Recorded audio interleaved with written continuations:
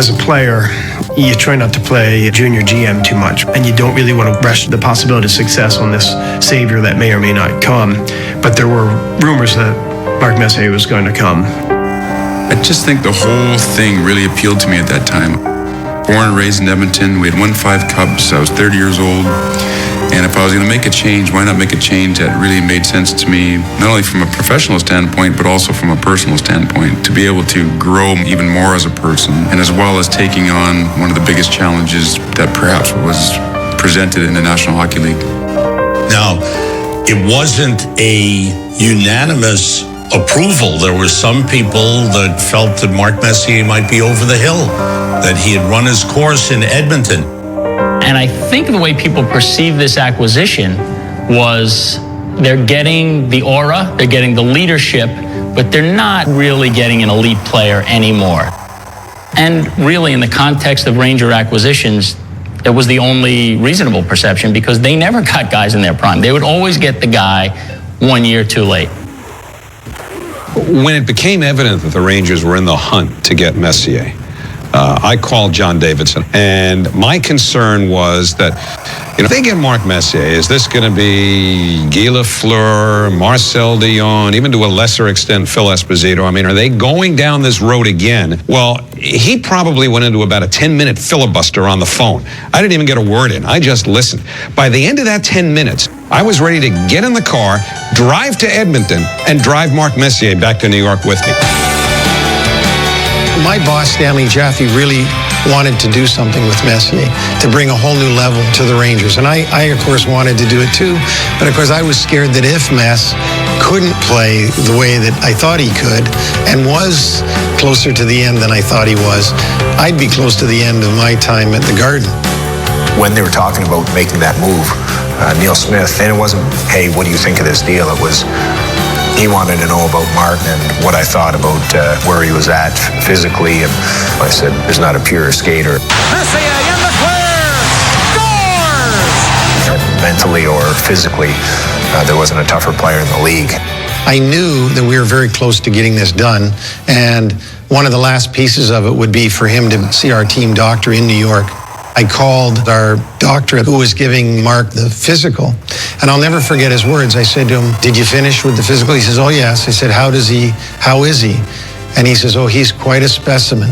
And that was his exact quote, he's quite a specimen. And I gave myself a little mental fist pump and knew that then we would be announcing this trade the next morning.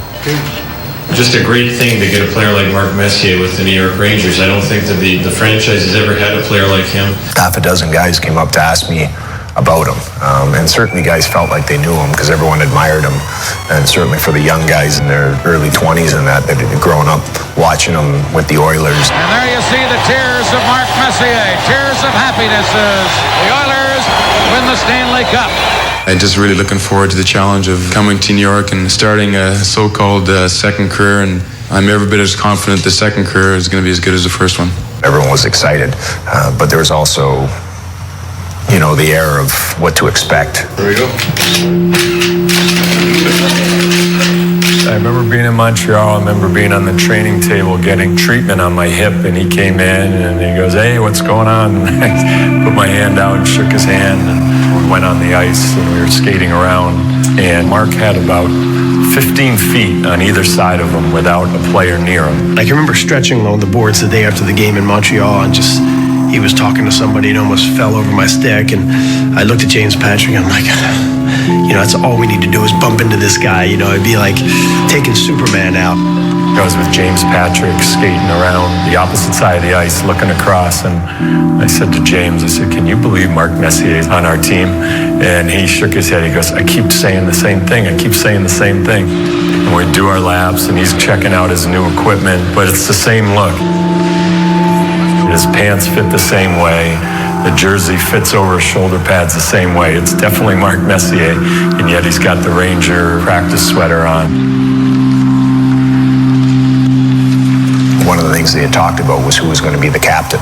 There was a lot of really good people in that room, and I think that once that trade was made, I think there was no doubt who our leader was going to be. Welcome live to Madison Square Garden. It's the home opener for the New York Rangers. The Rangers will have Mark Messier in the lineup wearing number 11. A 5-time Stanley Cup champion, wearing uniform number 11, Mark Messier. When we stepped on the ice, the building was, it was in a shambles, and it was loud, and, it was game on. Messier to Gardner, he scores! The Rangers win in overtime again! Messier with a great rush, he scores! Steal by Messier, moving it on Terreri, he scores! I've covered every sport as a beat, and I have never, ever seen anybody who leads men the way this guy does. I think from day one, Mark established himself as a guy that we all looked up to. Mark Messier scores! Mark had won before. He knew some of the little things that make a team a little closer together, and all those things just a little bit at a time, And the next thing you know is you look to him in every situation. And it was just such a good fit for all of us. He was excited to lead, and we were certainly ready to take his word as gospel. Before Mark came in, it felt like there was a curse, and you didn't really want to talk too much about the cup. And when Mark came in, he said, no, this is what we're here for. He was willing to talk about how many years it had been, and that he had come here to do this thing. You put on the jersey, you get the legacy, and Mark was willing to take all of that on. Nobody wanted to talk about it. Nobody wanted to get the expectations up too high in case they were let down. But if your expectations aren't high and you don't feel a letdown, you don't feel bad about losing, then you're never going to try to achieve what you want to do. It's funny. To me, the team concept of not being able to produce a championship is one thing. But the thing that blew my mind, and this is from a little kid up until at that time, I'm talking like early 30s, late 20s, was that this was a team that never finished in first, didn't have like a leading scorer, didn't have a Norris Trophy winner. How you can go all these years and not have any success on an individual level, on a team level, to me that was like more mind-boggling about it. And then that first season, it was boom, boom, boom. Messier cuts in, he's got it, he scores! Just pedal to the metal. They were the number 1 seed. Standing ovation at the Garden. We didn't see a cup, but I saw an MVP Hart Trophy Award winner I never seen. Mark Messier, New York Rangers.